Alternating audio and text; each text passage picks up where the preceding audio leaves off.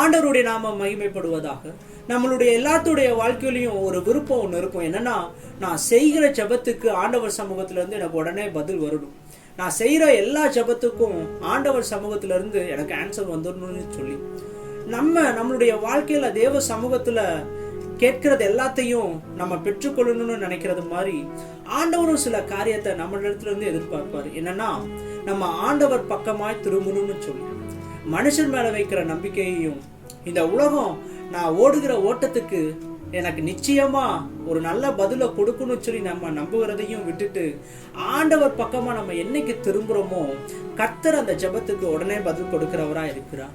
வாசித்து பாருங்கள், எரேமியா 4வது அதிகாரம் 1வது வசனம்.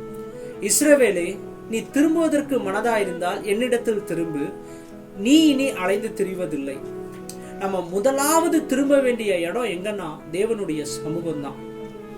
என்னுடைய ஜெபம் மாத்திரம் அல்ல, என்னுடைய வாழ்க்கையை எப்பொழுதுமே ஏன் ஆண்டவர் சமூகத்துக்கு முன்பதாக இருக்கணும்னா, ஏசாயா 35வது அதிகாரம் 10வது வசனம் தெளிவாய் சாட்சி கொடுக்கிறது.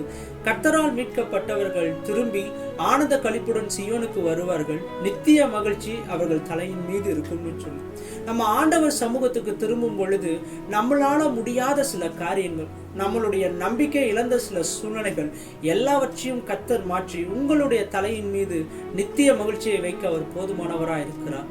இந்த வார்த்தையை கேட்டுக்கொண்டு இருக்கும் பொழுதே உங்கள் இருதயம் கர்த்தரிடத்துல நான் திரும்பணும்னு சொல்லி உணர்த்தும்னா நிச்சயமாகவே இந்த வார்த்தை உங்களுக்கு தான்.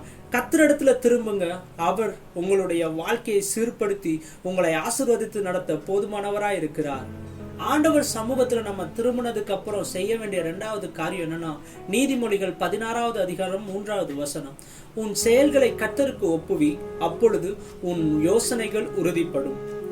முதலாவது நம்ம செய்ய வேண்டிய காரியம் தேவ சமூகத்துக்கு நேரா நம்மளுடைய வாழ்க்கையை திருப்பணும். 2வது உங்களுடைய ஜெபத்துல கர்த்தருக்கு ஒப்புவிக்கணும். இந்த 2 காரியம் உங்க வாழ்க்கையில இருக்கும்னா உங்களுடைய ஜெபத்துக்கு தாமதமும் இல்லை.